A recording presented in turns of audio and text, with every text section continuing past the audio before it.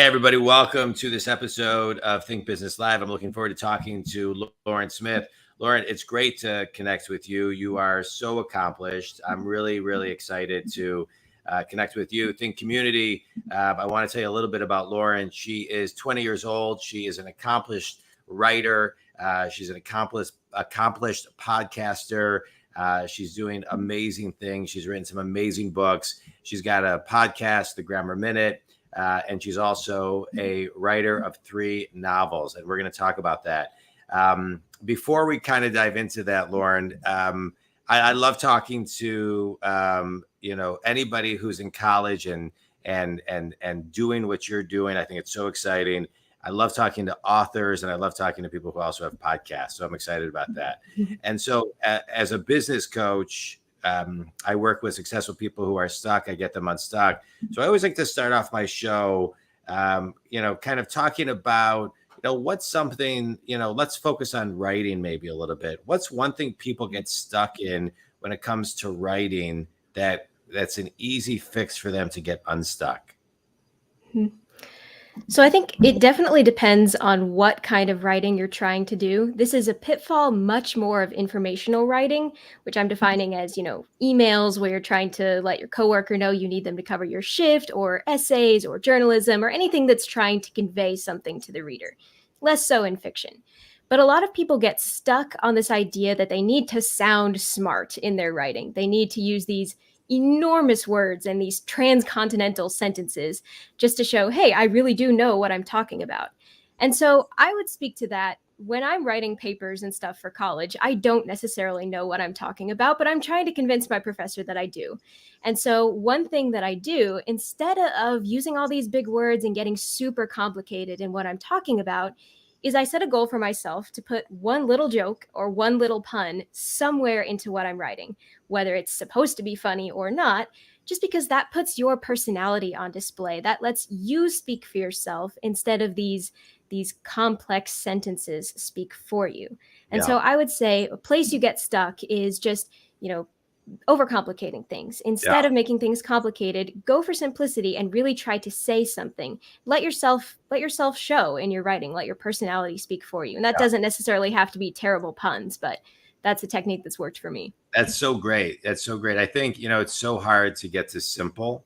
And I've written one book, but it's so hard to get to simple to get there. So I appreciate you saying that. As a business coach, I work with people to get to simple, and it's really, really hard. So now let's talk about you as an author. And I want to talk more about writing tips, because in your podcast, which I love, by the way, because my grammar is horrible. So thank you. I actually I learn a lot from your podcast, The Grammar Minute. So sharing that, I'll talk about that. But as an author, you've written 3 novels, with love from the correct me if I'm wrong, with love from the past, Into the Unknown, and War Safe. Is that or is War Safe? That's close. So War Safe is not published yet. So my 3 full-length novels are Stories of the Night, Made for Mercy, and With Love from the Past. And then Into the Unknown is a short story anthology. Yep. Gotcha. Okay. So let's talk. So let's talk about you, the author. I talk to a lot of people who always say, "Oh, I have a book inside of me," and they say it when they're 40, 50, 60. They look like, "Oh, I've always wished I could write a book." Just kind of talk about the inner knowing that this book was in you and how it kind of got out of you. Yeah. So I have been writing for a really long time. Some of my earliest memories are like folding a printer paper in half and drawing a cover on it in marker and writing, "Bob had a horse. The horse fell over. The horse didn't die." Stuff like that. So it's just kind of been something that has interested me for a really long time. But part of my background is I'm a military kid. And one thing that comes with the military is moving all the time. And so you make really close friendships because you're all thrown into this new and unique world together. But then you leave really quickly, and the friendships stay, and you want them to stay, but it takes a lot of work. And so one move that stands out to me when I was around probably 9 or 10, we moved to Edwards Air Force Base in the Mojave Desert in California. There's nothing around. It's just bare dirt and cacti for as far as you can see and a lot farther. And we got there and I met my best friend there and we got close immediately. We were kids, so we made up all these stories about, there are Russian spies on the base or whatever, and just stuff to keep us entertained when there was nothing else to do. And then she moved and I moved and we were stuck. We didn't really have cell phones because we were 10. We didn't really Right. have a way of communicating with each other by talking or by seeing each other because we were across the country. I was in Washington and she was in Florida. And so one thing we did was we wrote emails to each other. We would say, hey, I had this experience. I really wish my friend had been here to see that. So I'm going to try to write this story that makes her feel like she's here with me. And that was the first writing practice that I really got, was just trying to communicate to my friend the world through my eyes and her doing the same to me and me learning from her and vice versa. And so the jump to fiction from that was very, very natural for me. I loved storytelling. I loved to read books. And I had a really hard time finding books that were right for my age group, that weren't, young adult novels, which tend to have a little bit more content, if you will, in them, but also not too young. So they were at my reading level, but appropriate for my age. And I felt like, I have all kinds of story ideas in my head. I have all kinds of things that I wish I had experienced with my friend, but I haven't yet. What if I took those and put those together and put them into a book? And as I recall, the writing part itself was not necessarily so hard for me. It was just something that I did in my free time. I would take my computer with me on car rides or sitting in the airport, sitting in the airplane, stuff like that. And it just happened over time. I let my imagination work. And whenever I had an idea, just instead of taking a note of it, I just went ahead and wrote it down. And the first draft was bad. The first draft is always bad. But with editing and with a lot of other people's feedback, it slowly turned from basically notes to myself into an actual book that was legible and fun to read. So that's how it worked for me. That's great. I love that story. You talk a lot about storytelling. What makes a great story? So I was thinking about this earlier, and I was thinking about, there's really common advice that whenever you're writing informational writing, like I was talking about before, you need to make it read like a story. People say every piece of writing is storytelling, but what does that actually mean? In practicality, I think it means the reader knows up front why they're supposed to care. So if you take a Tom Clancy novel, for example, Tom Clancy is a wildly successful author, and I love his books. You know up front that like a foreign enemy is going to come attack the United States or something, and Jack Ryan is the only person who can save the world. So you know up front why you're invested in this story. I mean, you don't really care what happens to Jack Ryan. He doesn't even exist. But you care because the story has these stakes. And Right. so I think for no matter what kind of writing you're doing, you really want to make the stakes clear up front. And I like to differentiate the stakes from the reason why the reader picked up the book. Because if you have a book on artificial intelligence, for example, sitting in the bookstore, the reader's going to pick it up because they have some interest in artificial intelligence or because they think the cover's cool or something that's drawing them to that material. But then you need to tell them not just why they need to know this information, but why they should care, why they should be interested, why they should want it. Not just what this is going to do for them, but what makes it into a story that they can weave into part of their own life. So, what makes a great story? It's the stakes, in my opinion, and that should be clear from the very first pages. Yeah, I love that. Like in business, right? I mean, I'm a business coach, Lauren, and everything just needs to be clear, right? The clearer Mhm. you are, the less problems that you have. Let's talk a little bit more about, the way you talk about writing. It's beautiful. I love the way you talk about writing, but writing is very, very difficult for people to actually sit Mhm. down and compose, even an email, sometimes a text or an email, knowing what to say, when to say, how to say it with the tone. I know you really enjoy and do a lot of teaching when it comes to writing. And so Mhm. let's just talk a little bit more about how people can become better writers in their personal world and maybe in their business world. Yeah. So I will say emails, for some reason, are significantly harder to write than books for me. I mean, I will agonize over an email in the amount of time I could have written like 3 chapters of a book.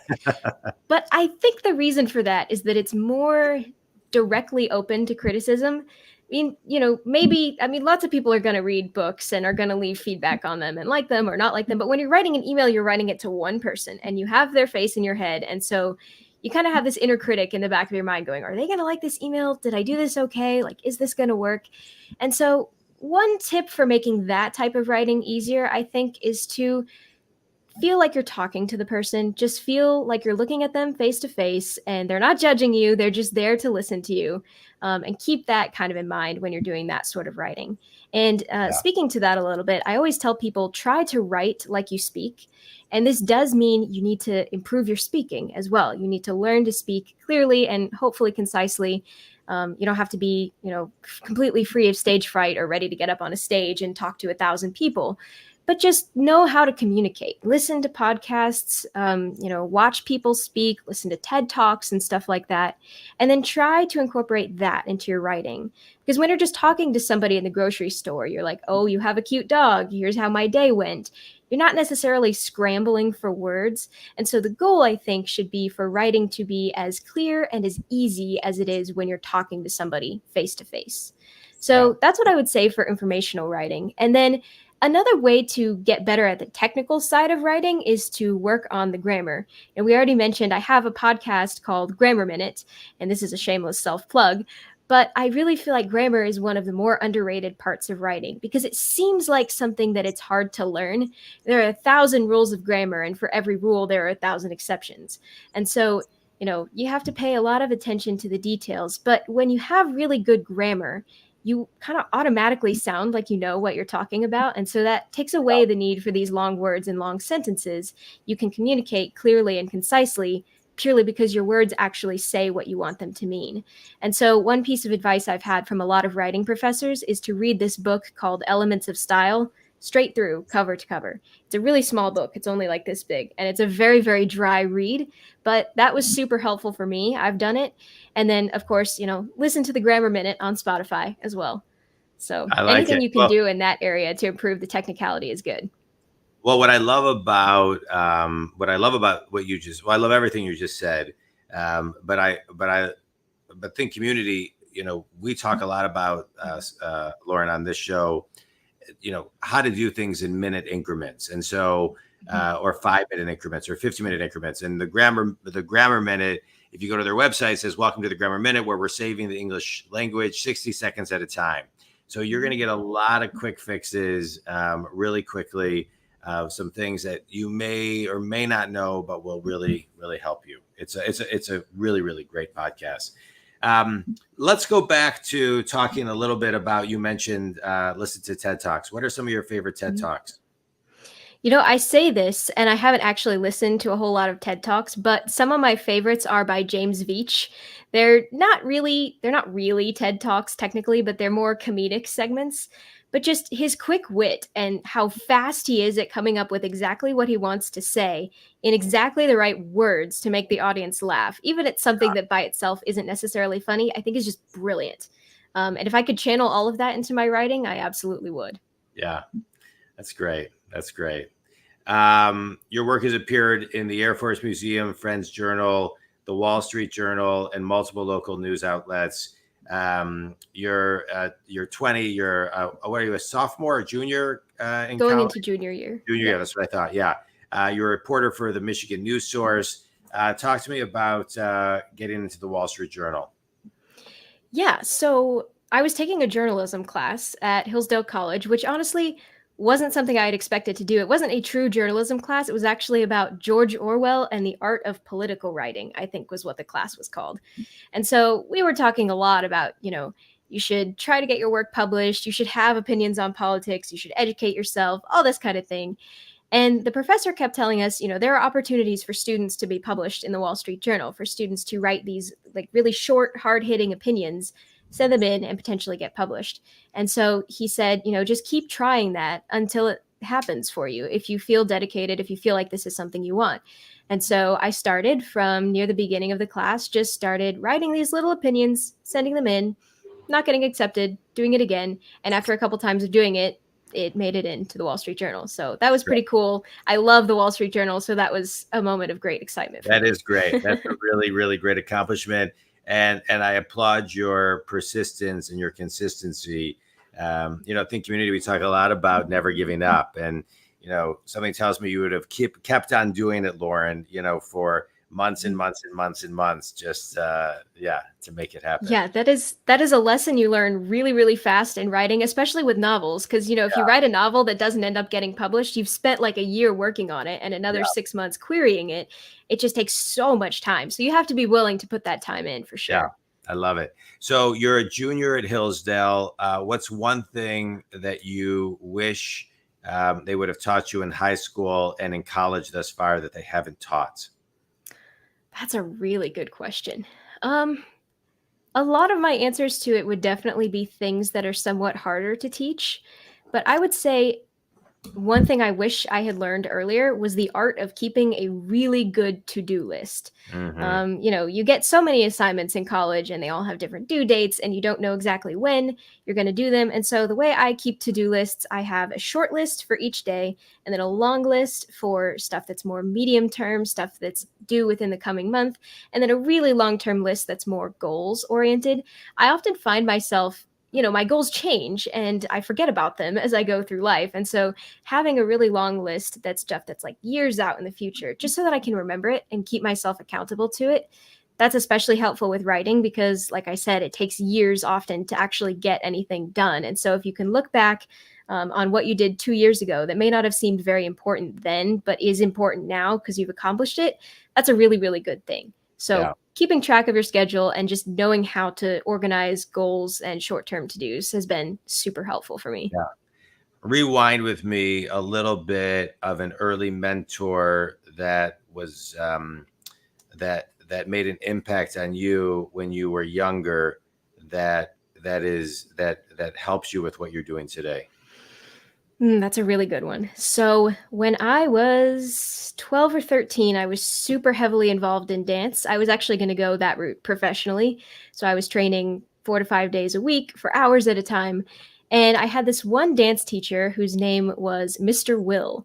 And he was a very intense person. He had his, ballet teachers sometimes will have their little stick cane looking things, and he would come by and smack you with it and kind of throw it at you from across the room. And he was really dedicated to getting you to do more than you thought you could do. And I remember one time I was trying to do this combination he had given me, and it was really hard. It was a little bit too hard. It was near the end of class. I was super tired, and I fell like 5 times in a row, and we had to restart every single time. And finally, as he saw that I just kept falling, he stopped the music and he's like, okay, okay, stop for a second, breathe. You can do this. You're getting into a headspace after you failed at it several times where you're starting to think you can't. So stop, reset completely. Remember that you are capable of this. Breathe and try again. And Yeah, so finally, after all of these repetitions, I did it. And it wasn't actually that hard after all. And so for him, he would always stress the mindset thing because dance is such a physical activity. It's very easy to go, oh, well, I can stay awake. I can perform this physical feat. I can do this. But really, it's halfway at least, or maybe more, about the mindset that you go into it with. yeah. Do you think you can do this? Are you dedicated enough to complete it? Do you want it badly enough? In that case, you can do it. You just have to put the work in. I love it. I love it.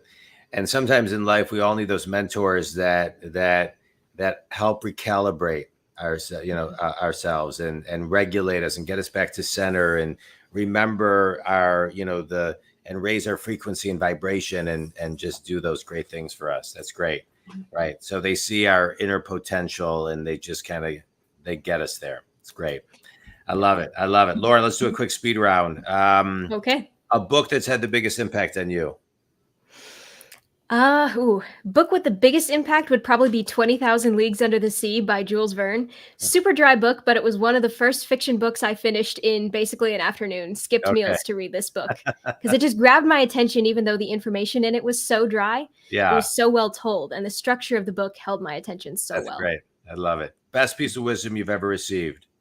Best piece of wisdom came from my dad, who's a test pilot. Risk reward. Don't let a really high risk stop you from getting a really big reward if the reward is worth it. And don't let a really, really good reward make you take too much risk. Always remember to consider both sides of the coin. I love it. Your dad's a very wise man, He as is. you are a very wise person as well. Last question. Finish this sentence, Lauren. One thing everybody can do to bring out their inner writer and write their first book, blog, white paper, etc., is Learn the art of concision, overcome the mental hurdle that says you need to talk at length to prevent or present a very simple topic. it's great. Lauren, this was great. I loved our talk. I love what you're doing. I love how you articulated everything. This was like a master's class in so many different things. I really, really appreciate it.